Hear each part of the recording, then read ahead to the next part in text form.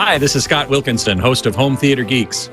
In episode 33, I chat with Fred Manteghian about reviewing products for Home Theater magazine and his never-to-be-humble opinion about all things audio and video. Coming up next. Netcasts you love. From people you trust. This is Twit.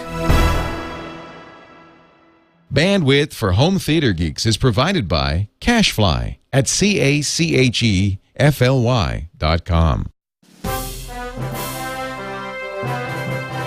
This is Home Theater Geeks with Scott Wilkinson, episode 33, One Reviewer's Opinion. This episode is brought to you by Carbonite. Backing up the files on your PC or Mac is safe and easy with Carbonite. For a free trial, plus 2 free months with purchase, go to Carbonite.com, offer code THEATER. Hey there, Scott Wilkinson here with UltimateAVMag.com and HomeTheaterMag.com. Before I introduce today's guest geek, I wanted to let you know about a sweepstakes we're running on UltimateAVMag.com. Lord of the Rings, the trilogy, is just now coming out on Blu-ray as separate editions. And to celebrate this momentous event, we're running a sweepstakes on UAV to win a copy of all 3 movies on Blu-ray, in addition to a prize package of exclusive swag. So go to ultimateavmag.com. If you're not already registered, create an account and leave a comment on the blog at the top of the homepage, and you'll be entered to win the sweepstakes, which will be, the drawing will take place on October 1st, so you have the rest of the month to do that. But I just wanted to make sure you knew about that, and please do enter, and good luck to everyone. So this week's guest geek is Fred Manteghian, AV raconteur and contributing editor for Home Theater magazine. Hey, Fred, welcome to the show. Hi, Scott. It's great to be on. Great to be a geek. Thank you. Glad to have you with me, as always. You're one of the most entertaining AV geeks I know, so we should have a fun time today. Yeah, well, my mother never taught me how to shut up, so. This is clearly the best situation for a podcast. Makes my job very easy. Those who are tuned in to the live video stream at live.twit.tv or into the chat room at irc.twit.tv can post questions for Fred, and I'll pass along as many as I can. But I'd like to start with, Fred, with you telling us about your reference system. You're primarily a reviewer for home theater, and so clearly you must have a pretty kick-ass home theater system. What do you got there? I do. I have a very nice system. I actually have kind of like 2 systems, really, speaker-wise. My original primary system was a Martin Logan system, which I absolutely loved and still use it when I get a chance. But right now, I've been using a Revel system, which I also absolutely love. It's very different going from electrostatic speakers that are dipoles to point speakers, direct speakers, dynamic speakers. But very enjoyable. The one thing you kind of miss with electrostatics is the imaging. It's different, it's deeper, it's wider, but it's not really pinpoint. And you can play with the Revels, which are dynamic speakers, and really tune it in nicely. As far as electronics go, I have, well, it seems to be the AVR du jour, although I just did spend a couple months with a really amazing separate system from Class A, which will be, the review is going to be published, I think, in the October issue of Home Theater magazine. And that was an absolutely amazing system. Now, by separates, let's make sure everybody understands. Yeah, I'll explain. It's a separate preamp processor, multi-channel preamp processor, and the separate amplifier. Basically, 2 of the most important parts of an AVR pulled apart so that they can have their own power supplies and get the proper electrical treatment they need for each of their situations. Mm-hmm. So, but right now, my reference system is actually being driven by a Marantz SR 8002 receiver, which is very modest receiver. I think it's about a $2,000 receiver. And even though the folks at Rebel would probably prefer I used a a $10,000 amplifier to drive their speakers, it seems to do a decent job. Now, the Revels are pretty efficient, are they? No, they're not. They're tough speakers to drive, but the Marantz doesn't seem to have a problem. Now, some of the problems that you used to run into like years ago, and I won't name any manufacturers, but like really big name manufacturers would come out with these multi-channel amps, and they were unable to drive at what at the time was my speaker, the Martin Logans. I'm sorry, the Magnapan speakers. Those do have a. My wife's there. Hello. I'm sorry. Those do have a very low impedance, but they would just literally shut off. And one thing I found out with a lot of the AVRs that are out now, they've really gotten better on the electronics, whether they're going to the Class D type amplification, which has improved tremendously, or they've just gotten better at making Class AB amplification. But these new AVRs are just absolutely amazing, the amount of power that they can put out. I just put one in a box and sent it back today to El Segundo, Scott, that has 145 watts per channel. And believe me, it really did have 145 watts per channel and had absolutely no problems. El Segundo, of course, is that's the home base of Home Theater Magazine, and where we do all of our audio testing. So we shall see when Mark Peterson actually does the the audio measurements if it really does output 145 watts. I found it very interesting that some manufacturers claim a certain power output, and it really does end up being that close to that power output when it's measured by an independent person such as Mark for us, while others don't. And in some cases, outputting 5 channels, you get close to the stated power, but then 7 channels, it drops dramatically. Are you driving 5 or 7 channels? I'm actually driving 5. This particular receiver is from Onkyo. It's actually an 11.2. Or as Amazon.com calls it, a 9.2. But well, how does that work? They can't add. I just think they were probably incredulous that anybody would go with 11.2. They've actually added, and unfortunately I couldn't test this, but they've actually added, I think it's called wide speakers, which would go to the the left and to the right, or the outside of the main speakers in the front, and then high speakers, which would mount on the ceiling above it. And they actually use there's actually a decoding method in there from Odyssey that's supposed to add height. Now, how well that works, I don't know. Maybe they look for anything that goes from the front channel to the back and assume it's flying overhead, and they do it that way. But I mean, it's really interesting. I couldn't test that. I hope somebody does test that and sees how it is. But I really couldn't scrape up the funds for some more Rebels to hang on the ceiling. But now, I have heard Odyssey. The processing you're referring to is called DSX, They do allow what are called wide speakers, which are placed outside of the angle of the main front left and right at about 60 degrees plus or minus from center, and then these height channels as well. And I have heard it, and I was surprised at how good it worked. We watched a piece of Wall-E, and there's a scene that they showed us where Wall-E is rolling along, and he rolls up a ramp to the right, and you could actually hear his rolling sound go up and go into the height speakers, which was I was very impressed with that. Wow, that's really neat.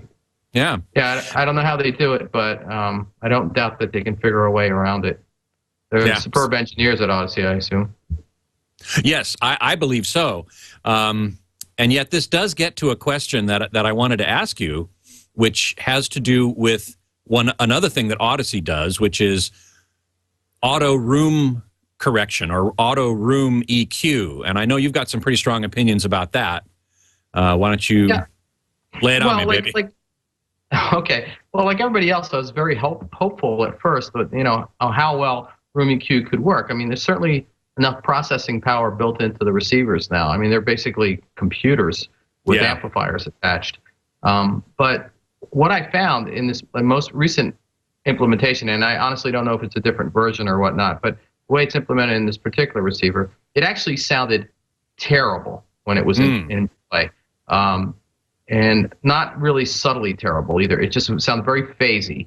It didn't sound like anything was defective in the system. It just sounded like it read the room wrong. And I measured the room twice. And I think a lot of it has to do, and this is pure conjecture, in the fact that, they have all these algorithms and all this processing, but then they're using a little microphone, which I don't have it here, but we have video here. It's about this high, and it weighs about as much as a bulimic hummingbird. So, it's not very good as far as it presenting itself as having any quality. Now, I'm sure Odyssey spent a lot of time looking at this and determined that while it might not be an AKG, 414, it's certainly adequate for doing the job. Problem is, maybe it's adequate for doing the job in a rectangular room where these things are probably tested. But in my room, which you can't see, but it's a big L-shaped room. It's maybe 29 foot. The back half of the room is 29 foot. The front half is 22. The ceiling goes from 8 foot down to 7 foot at one spot. So, and I have, a lot of reflections and a lot of absorbed material. And I just think it just doesn't get a good measure from it. And I don't think my room is that atypical of a lot of rooms. A lot of people, if they don't have an L-shaped room, they have a big opening that goes into a dining room or a kitchen, things like that. And these are just real world conditions, the type of things you would expect in somebody buying a system that's going to fit, a budget of $2,000 or something like that. So I didn't like it. And every time I've had Odyssey, I've turned it off. Now, having said that, I also use the Pioneer system, which is, I'm going to forget the name of it, MCACC, I think it is. Correct. Right. And don't ask me what it stands for. And I'm afraid I don't remember either. Yeah, but it's multi-channel acoustic correction, something or another, I think. Wow. Okay. And then the duck comes down, you win $100. So yeah, it worked very well, and to the point where I left it on. I thought my room sounded a little better with it on than off. So these things can work, and Odyssey certainly has made a name for themselves, and they've done a really great job getting into almost everybody's box, with a few exceptions. And unfortunately, I find the exception, like Pioneer, better than Odyssey. So I know Yamaha has their own system as well. Have you ever tried that one? I did, and my recollection right now is that I don't remember. I don't remember if I prefer. I don't remember. My recollection is I don't remember. That's good. So this is that I don't remember. Yeah. So, right. Okay. But, But generally speaking, would you say that even in the best case, the Pioneer, say, would you prefer to do your own setup manually, or you said in the case of Pioneer you were happy to leave it as Pioneer did it, but in the case of Odyssey you weren't. So in the case of Odyssey, did you go back in and like tweak the levels and EQ and so on yourself? No, it sounded better off, so I left it off. Now, granted, I'm familiar with my room, but most people are familiar with the sound of their room. And they tend to like it, or they tweak their speakers, without benefit of room correction. They tweak their speakers and the positioning, or they should, to get the best sound they can before room EQ. Plus, people have limitations. Like, I have a lot of room, it seems, but still, there's only so many places I can put the speaker. If I want to put my right speaker a little more to the right, it's going to run into a subwoofer. So I'd have to move that. So and now the sound becomes a little too wide. So, people are, I think, better off without the EQ on. Get the best sound you can, then turn it on and see if you like it. And if it works, great. But I would always go with the best initial sound that you can get without room EQ, because that's basically you're equalizing the room yourself. Mm-hmm. You know what I mean? Do you use acoustic treatments at all in your room? Kids, they absorb a lot of stuff. They have organic matter. Hey, you stand over there. They're big. They're adults now, so actually they absorb quite a bit. No, I don't really do anything acoustically. This is my family room here, and so it's shared. I have a desk in here, a couple of leather sofas and chairs, and some very heavy Oriental rugs. I have a wall. That wall behind I don't know if you can tell, it's a brick wall that runs the whole 28 foot deep of the room, and that it's hard, but it's also very a regular surface, so it breaks it up a lot. I have vinyl records on another wall, and they seem to absorb a lot of things too. So no, I don't do anything special in here. I'm sure there's manufacturers that wish I would, but it's just the way it is. Right. What was the Onkyo receiver that you just finished reviewing? It's the model TX NR5008. And that's in the $2,000 range, or it's $2,600, I believe. Okay, $2,599. It's a little bit on the upper end of things as far as receivers go. Yeah, it is. But I think Denon and Yamaha, they still make flagships that are in the $4,000 to $5,000 range, right? Yeah, they do. That's correct. So this is more in competition with the Pioneer, and it's interesting. I didn't want to get a lot into the review comparing Pioneer because I mean manufacturers, they appreciate you being honest. They don't like you talking about their competitors so much in their review. But I mean, I think it's competing against the $400 less expensive receiver, which is the Pioneer, and the Pioneer. Which Pioneer is that? Is it the SC27? 27, yes. Yeah. Really great unit. Loved it. Loved the room correction on it.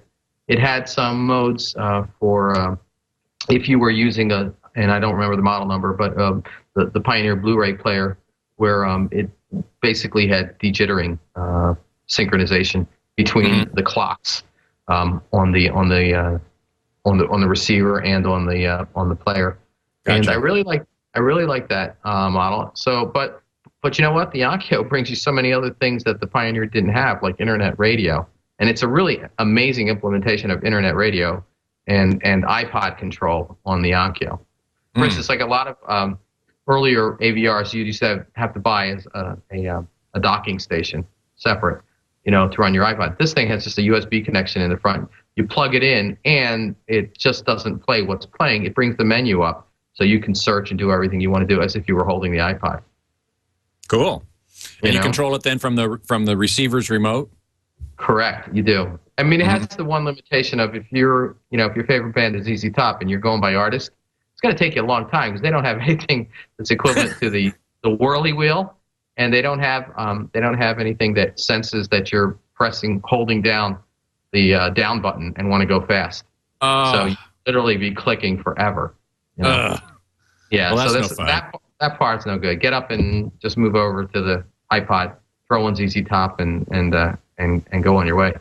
But it also has a great internet implementation on that, which includes Pandora and Slacker, two free products that anybody can sign up for, and they work really great. And Pandora's internet radio, is Slacker the same?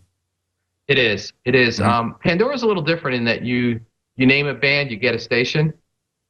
In Slacker, you name a genre, and you get music in that genre. So if you pick hip hop, you get all kinds of hip hop. So it's a little different, and it depending on the mood you're in, is depending on what you want to listen to. So if I really want Coldplay, I will go to Pandora and put on my Coldplay station. But if I just want alternate rock, then I'll go put an alternate rock station on Slacker. So it was a really good implementation. They also have interface for Cirrus and Rhapsody, both of which I believe are paid subscriptions. Right. So along to that, you can get that too over the internet. I've always liked Onkyo's receivers. I've always thought they did a great job. They the only problem with the earlier, less expensive ones, like the 605, 606, 607, 607, I think solved the problem, was that they did some weird things in the video domain.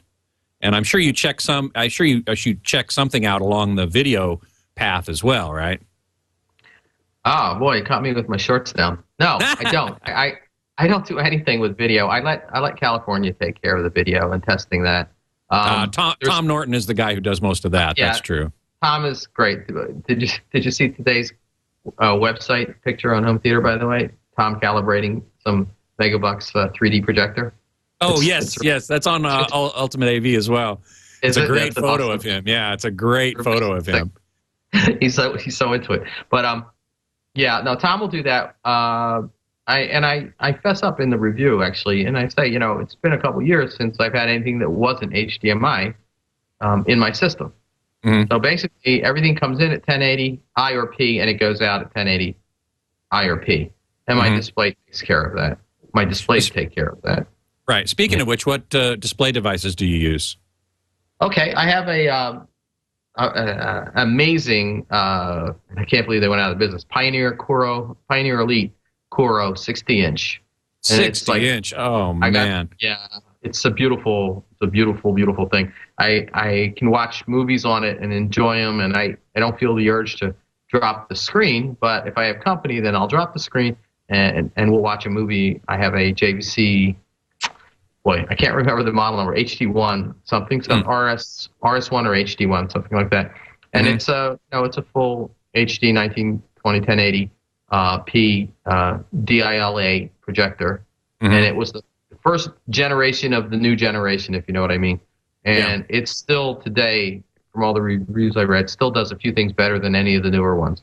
The contrast is really good, and it's just a great picture. I hadn't watched it in a couple of months actually when I reviewed the piece from Class A, the pieces from Class A, and I went out and I bought Avatar, and I was thoroughly amazed at how great that thing looked. You watched that on your JVC projector? I watched it on the JVC, and I was just totally blown away. What screen do you have? I have a Studio Tech 130, which is a 1.3 reflectivity. It's the one we all used to use when we had CRTs, and it still works great, except for a couple of dead ladybug stains on it. Oh, you know what? They go to sleep when you roll it up, and you don't know they're there. Oh man. Yeah, that's a shame. I feel bad. Yeah, well, gotta get somebody out there to clean that, because that would bug the hell out of me, so to speak. So listen, what about reference titles? You just mentioned Avatar, and that is certainly a great reference title to use for video and probably audio as well. Right. What else do you use? What are your favorite titles to use for testing in any format? Blu-ray, DVD, CD, SACD, whatever.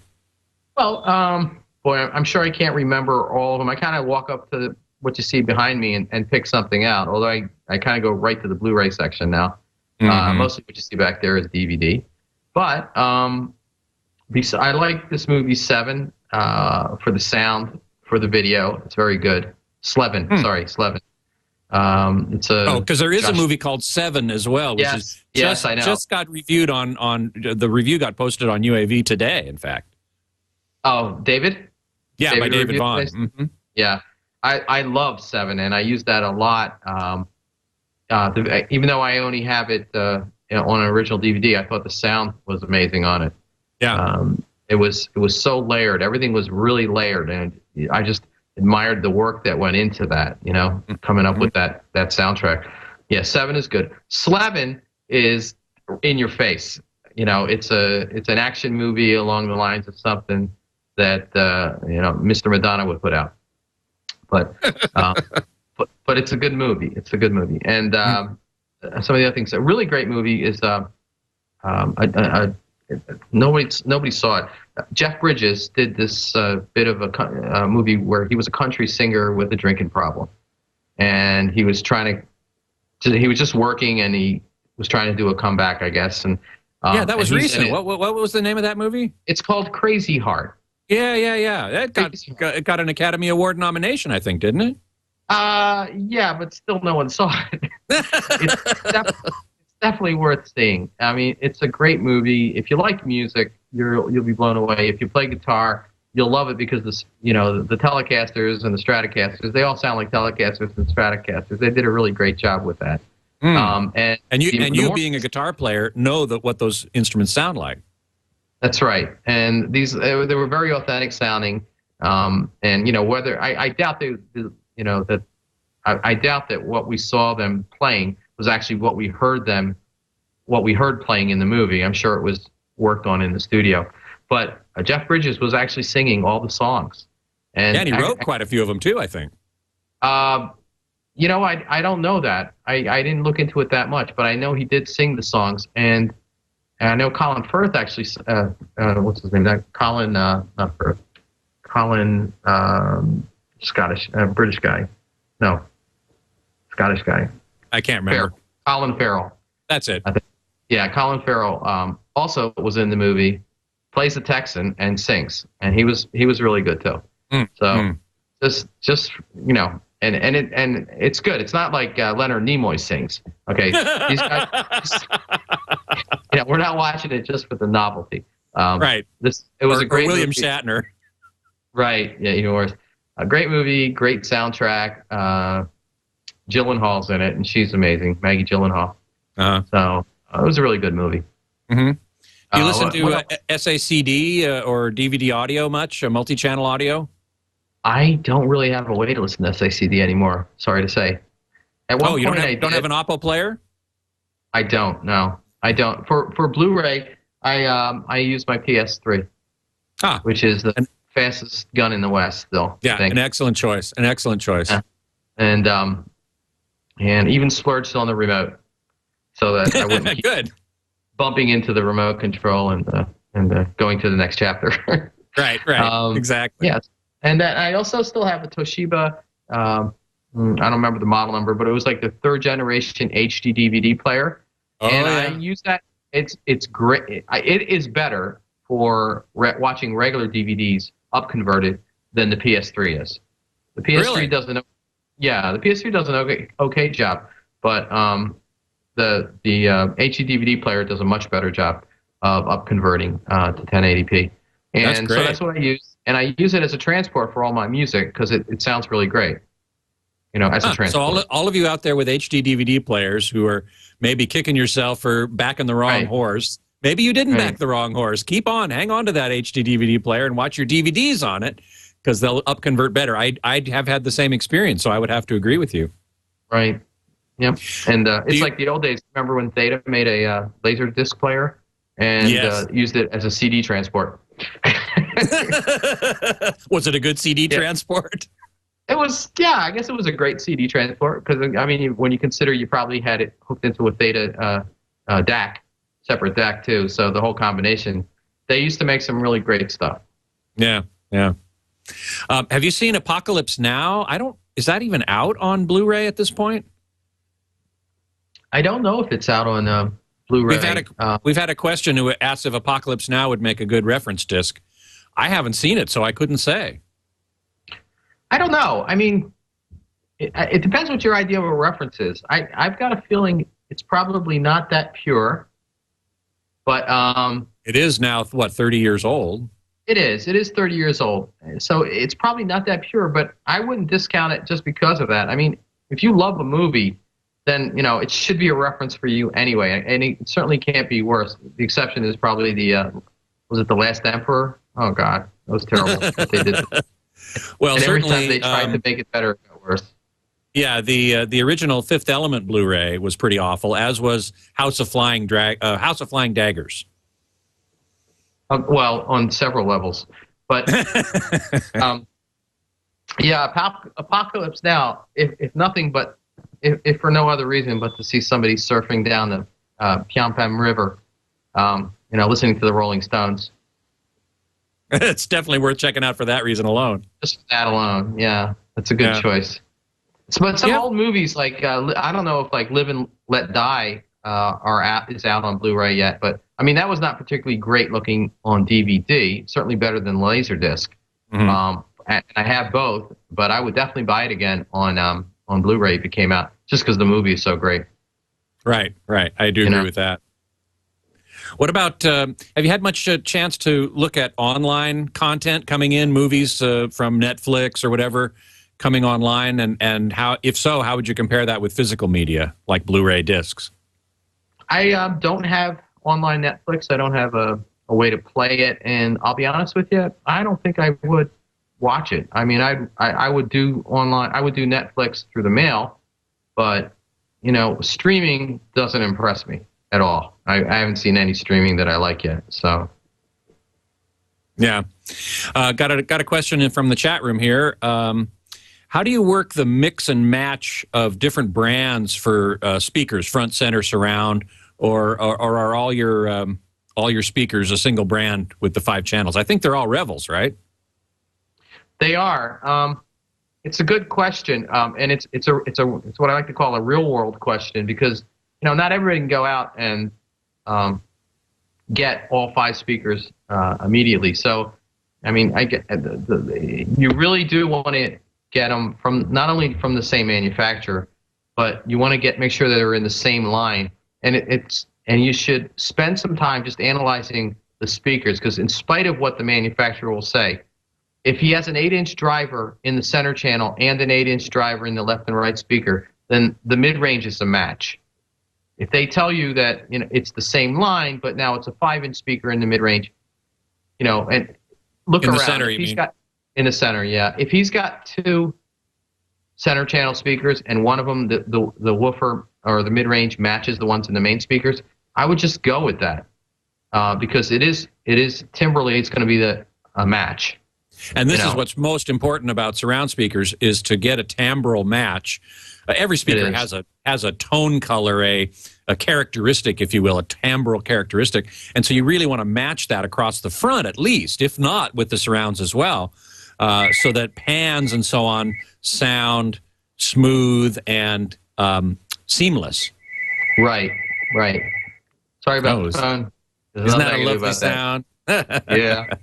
Okay, 4 rings, and then after that, it'll only ring twice. Right, okay. Which line of the Revels do you have? I have the Ultima 2, and in the front, I have the Salon 2, which is their bigger, the big bad boys. And in the back, I have the Gem 2, which are smaller speakers, and they have their own stands. And the center is, oh boy, I can't remember the name of the center speaker, but they only make one, and it's significant. It's a very expensive system, so you would expect it to be almost like a full range speaker, and it really is. It's like a full range speaker, the center channel. Actually, the Ultimate system, I don't think has a subwoofer yet. They have announced one, but it hasn't shipped yet. Are you using the sub? You're right. They don't have a sub that's in that line, so I'm using their, oh boy, I can't remember the model number, but they're 15-inch subs, and it's it's their top sub, and it's a great sub, and it has all kinds of controls in the back, which I set originally and have left it the way it is. It sounds very good. Right. Well, and I'm using 2 of them. You're using 2 of them. I'm using 2 of them. The manufacturer wanted me to use 2 of them, and I did. And so I have them, one in the corner where it really puts out a lot, and then one along the sidewall which is kind of used to fill in where the nulls are going to be. So we played with that quite a bit, and it's not perfect. I mean, I still have room nodes. You have to live with that, but we did the best we could. It certainly sounds awesome. Yeah, and as you mentioned earlier, and I think it's important to reiterate, where you place the speakers, and in particular the subs, but the mains as well, really has a big impact on the sound that you're going to end up hearing. So spending the time to place the subs where they need to be in order to minimize those room modes is a real important thing. Right, I agree. And did you do the subwoofer crawl to find those best places? Now, one thing you're supposed to do, which is nuts, put the subwoofer where you sit. Well, I'd have to buy a new couch if I put that Revel subwoofer where I sat. Because it's about 200 or 300 pounds. Yeah, the thing weighs so much. But, I mean, technically that's what you're supposed to do. I guess I could have put it in the floor in front of it and walked around. But, I spent a day with a representative from Revel setting these things up. And it did take a whole day to set up the room. So we tried a few things, and this is kind of where we ended up with. So did you put the main speakers out in the room? They're not right up against the wall, are they? No. Well, they're not. They're, again, I'm looking at my system. Sorry, it's a real world room, so I couldn't bring them out too far. Otherwise, they would just pierce huge holes in my Oriental rug. So the backs of the speakers are maybe a foot away from the wall. Having said that, the speaker's 2 foot deep, so the baffle's 3 foot out into the room, which is exactly where I had my Martin Logans, exactly where I had my Magnapans.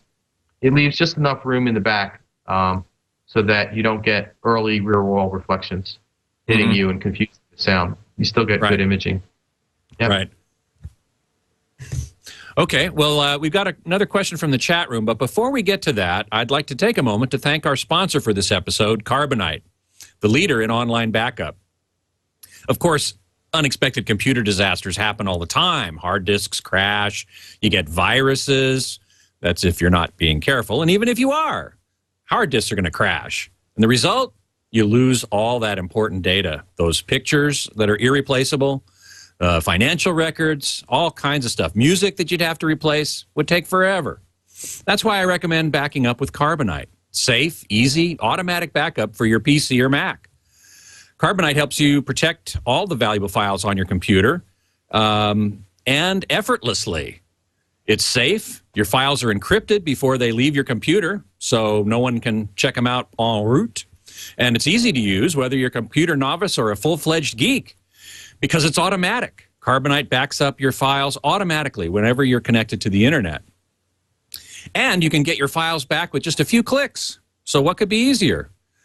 Your files are backed up off-site, and you can access them from any computer or even your iPhone or BlackBerry now. They have apps for that as well.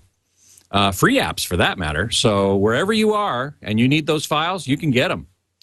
So if you back it up, you can get it back wherever you are with Carbonite. Now, Carbonite's making a special offer for listeners of Home Theater Geeks. Unlimited backup for your PC or Mac is only $55 a year, which is just 15 cents a day. And you can try it for free. Go to Carbonite.com and enter the offer code THEATRE. That's theater spelled ER. American English, not British English. If you decide to buy the service after the trial, you can get 2 months free with the offer code TWIT. So 2 levels of free offer here. Be sure to sign up for the free trial from the homepage to get 2 months free. No credit card is required for the free trial. Just go to Carbonite.com, offer code THEATRE. Okay, back we are with Fred Manteghian. Thank you so much for being with us today. Thanks for inviting me, Scott. My pleasure. Let's see. Here's a question from the chat room. What is your opinion on Denon AV receivers, especially the new ones that support 3D? I was going to ask you about 3D, but before we get to that, what has your experience been with Denon AV receivers? I've had great experience with Denon receivers. I haven't had one in the past probably 2 years though. So anything I know is about some of the older products, but I will say like what I remember is the sound of the amplification was very good. They're like Marantz, they're slightly on the warmer side of things, which is really nice. And if I had to say, you know, Onkyo is has tremendous resolution, but it's definitely not as forgiving. So I think the Marantz and the Denons are a little better geared towards you know, making everything sound, you know, pretty good, which is nice. There's nothing wrong with that. And as far as the quality of all the features that they have, the quality of how it's built and the features, you know, they're definitely at the top of the game. They're one of the best manufacturers out there. You know, the big manufacturers are Denon, Marantz, Onkyo, Yamaha, and Pioneer. I mean, I think, did I miss any, Scott? Not that I can think of off the top of my head. Nobody's making junk anymore, at least not at the flagship level. Everybody's product is really, really good. You mentioned that video was an issue, and we started talking about this, and you're right. You said, I believe you said with the Onkyo, you know, you weren't really happy with the way they were treating the video.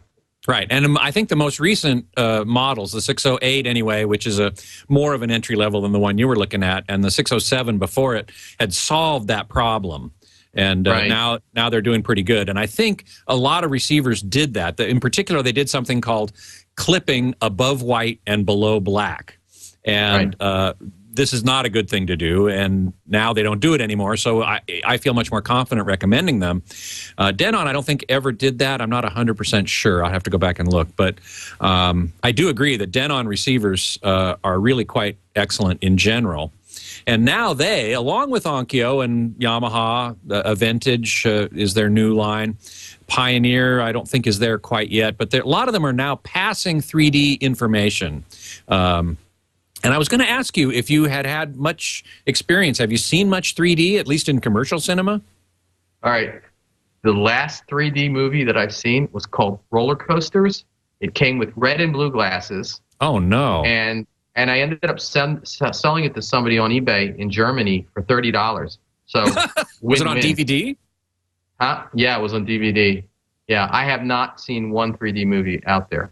Why not? Why Actually, you didn't go see Avatar? No, I didn't. You know, I didn't even see Avatar at the movies. I just didn't get around to going to it. You know, I'm the kind of guy that if I can't see it the week it comes out, I don't want to go see it later. So I'll wait till it comes out on DVD or Blu-ray. And well, it's just now came back out with a extended cut, a director's cut or something. So you do have another opportunity to go see it. I do, and I probably should go see it. So a friend of mine went and saw it recently, and he said it was amazing in 3D. It was really great to see. It is amazing. I mean, it looked 3D on my screen. Okay, and I can just imagine what it would look like with the actual glasses and everything. So I have no opinion on 3D other than, you know, I'm out there with everybody else. I'm gonna wait and see what happens. It doesn't, you know, maybe I'll, if I go see it, maybe I'll become a convert. But right now, it's nothing I'm really that interested in. Got another question from the chat room that you mentioned improvements in power amplification over the last decade. Have loudspeakers in general made similar improvements? No. There were bad speakers 20 years ago, and there's bad speaker being made right now while we're on the phone. You know, the speakers, yeah, they're subjective. There's a lot of science to them. But there's also a lot of voodoo to them. There's a lot of voodoo. Is that what you said? That's what I said. Yeah. You're right. There is a lot of voodoo. I mean, well, Scott, we were both there in the days when you know we would go to New York City at the shows, and we'd go into these huge rooms, and they'd dim the lights and light the candles and tell you a story, and then put on 2 channels of somebody you didn't really want to hear, but it did sound really good. And I don't think people have, today's consumers are really that interested. We lost a lot of that. I don't even with audiophiles. Everybody's tampering with or you know, playing with video right now, and getting interested in that as well. You know, the best speaker manufacturers are still making great speakers. B&W, Revel, Martin Logan, Magnapan, definitely Magnapan, at least most underrated 2-channel company out there. Even though they do make home theater stuff too, but just for 2-channel, they're amazing. I mean, there are a lot of great companies out there, but there's a lot of companies that have different lines where some of the stuff is really good and some of the stuff isn't. So they're building towards a price point, you know. Yeah. I mean, even Onkyo, they had these systems for $1,000. You got a receiver and like 7.1 channels of speakers. Well, yeah, home theater in a box kind of thing. Right. How good can they be? You know. Well, you know, if you evaluate them, you don't do much in the way of reviews of these home theater in a box systems, right? No, I don't, and I know they meet a target market. I was being a little harsh when I said that. Yeah.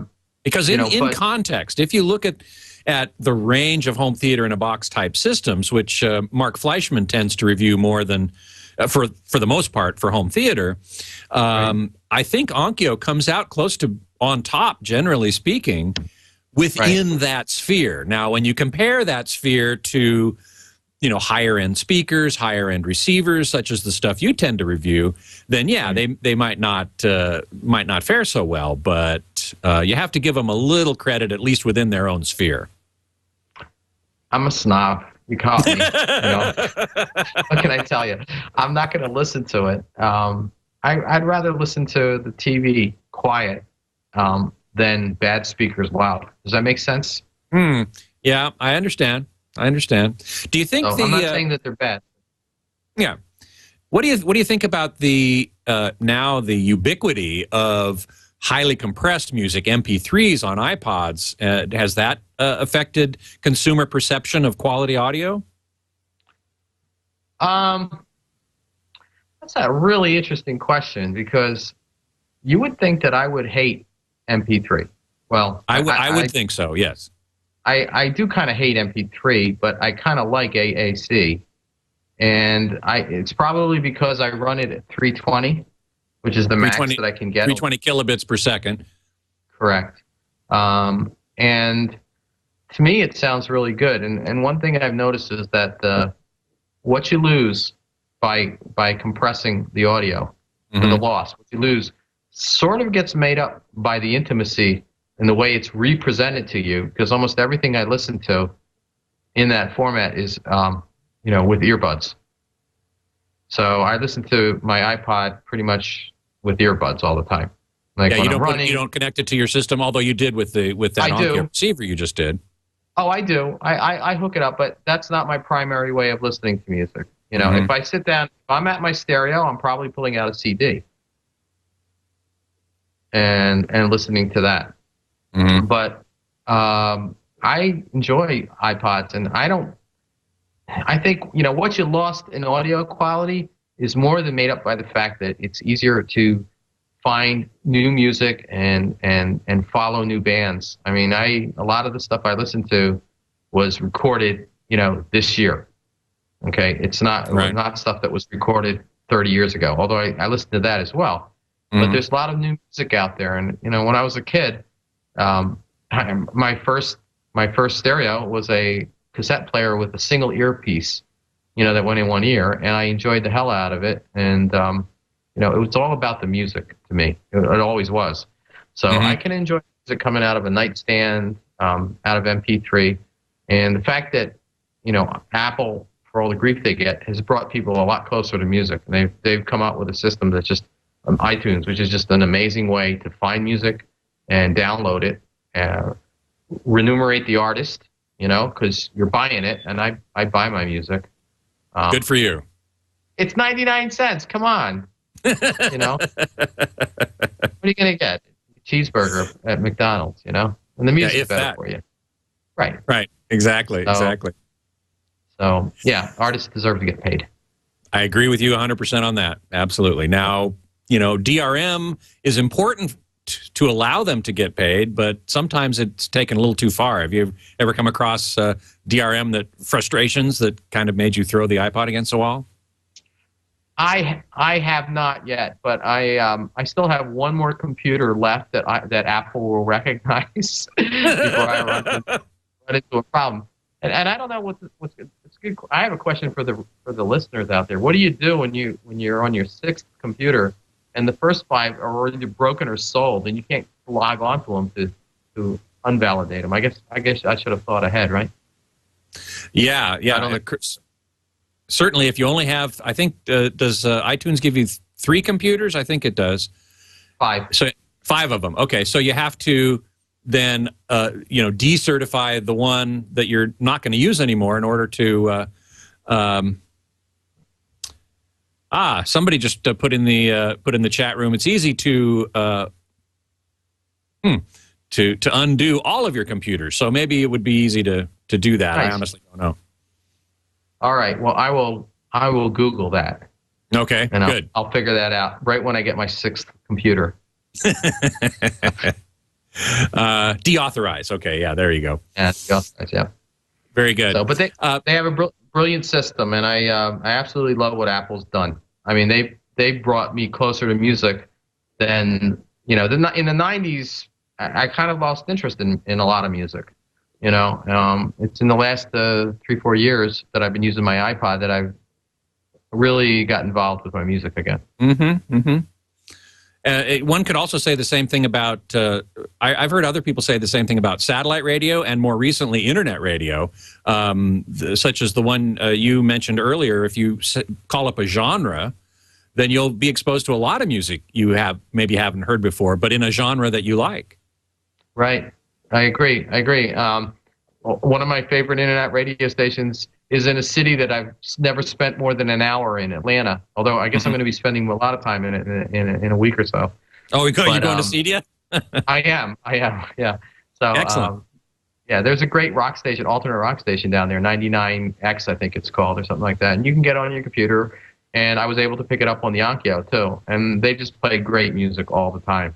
And yeah, internet radio has been fantastic. I'll put it on. We have an alternate rock station in Connecticut, but it's pretty horrible, really. I mean, they'll play some new songs, but generally by the time they're playing a song, I've already heard it 6 months ago on satellite radio. So they're not really quick with it, and they keep going back and playing some really horrible old stuff too, like Beastie Boys. So, yeah. Okay. Well, I know that you go back a long way with audio, and I guess you might. Scott. What's that? Not that long, Scott. Not that long. Okay. Okay. But I wanted to ask you. You must have some experience with tube electronics versus solid state, and I wanted to know what you thought about that little debate. Yeah, I used to really be into tube electronics. One of the best systems I had in my house was VTL monoblock amplifiers driving Martin Logan request speakers, and I just no subwoofer. I don't remember what I was using for a preamp at the time. But it might have been an audio research hybrid, which was part solid state, part tube. And I just got phenomenal sound out of it. And, this whole thing about the warm sound of tubes, it wasn't that it was warm. It was that there was, I don't know if you remember the old saying, more there. Well, Yes. There was definitely more there with tubes. At least that's the way it seemed. And that's something that was lost. Nobody makes tube equipment for home theater because it would just be too hot and too expensive and too much maintenance. But I always wondered, how cool that might sound, if somebody did. So, yeah, I like tube equipment. I've started profiling some tube monoblocks on Ultimate AV in the hopes that maybe they might be used, one per speaker in a home theater system. But I do agree with you. It would be a lot of maintenance. You'd have to replace the tubes now and again. They are delicate, certainly, and pretty expensive generally. Right. I've always been blown away by the Bat avant-garde setups that we've seen at the shows, where they have these huge horns. Oh, yeah. They're super efficient, and then they're being driven by these high-powered tube amps, and they just sounded amazing. Yeah, yeah. Really we'll great sound. We'll probably see and hear some of that in Atlanta next week. Hey, I'm glad you're coming down to Atlanta. I look forward to seeing you. Yeah, thank you. Yeah, it was kind of like a last-minute decision, and I said, you know what? I missed it last year, and I heard it was a little messy last year, but they've moved everything into Hall B now. Yes. So it should be pretty good. It should be great. It should be great. Well, thank you, Fred, so much for being on the show. I really appreciate your time. Wow, an hour went fast. Thanks, Scott. An hour goes very fast on this show. That's right. You can see and read Fred's work on hometheatermag.com and in Home Theater Magazine, available on newsstands everywhere and certainly by subscription. My online homes are ultimateavmag.com and hometheatermag.com. And you can email me at scott@twit.tv. And you can follow me on Twitter at @HTGeekScott. Next week, my guest geek is scheduled to be Bob Farinelli, CTO of Elan, one of the premier suppliers of whole home AV distribution systems. And since that will be the Monday before I leave for CEDIA, the Custom Electronics Design and Installation Association show in Atlanta, which Fred and I were just talking about, I thought it would be appropriate to have him on to talk about the whole issue of distributing audio and video throughout the home. So I'm really looking forward to that, and I sure hope that you tune in. Until then, geek out.